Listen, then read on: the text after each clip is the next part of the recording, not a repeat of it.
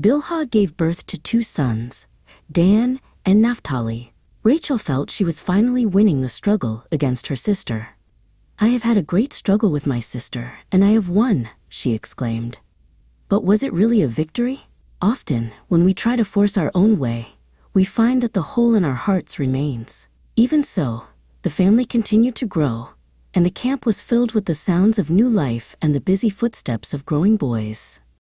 Seeing that she had stopped having children for a while, Leah decided to use the same strategy as Rachel. She gave her handmaid, Zilpah, to Jacob. This baby race was moving fast.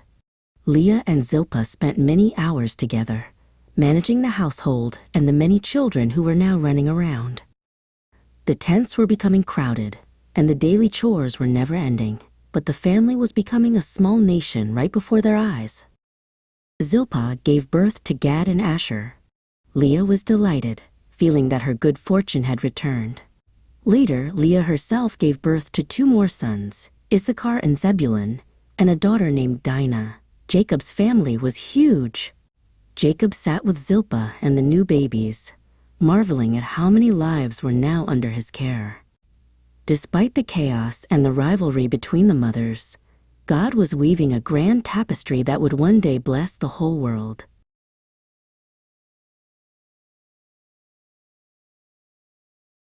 Finally, God remembered Rachel.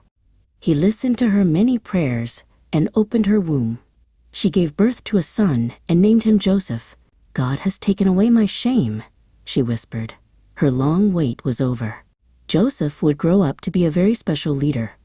This reminds us that God's timing is not ours, but He never forgets a single one of His children. The joy in Rachel's tent that day was like a long-awaited spring rain after a dry summer.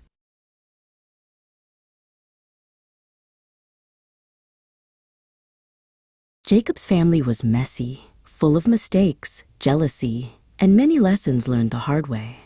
Yet, through these 12 sons, God would build the nation of Israel.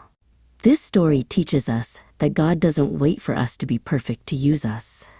He works through our real, complicated lives to bring about His amazing plans.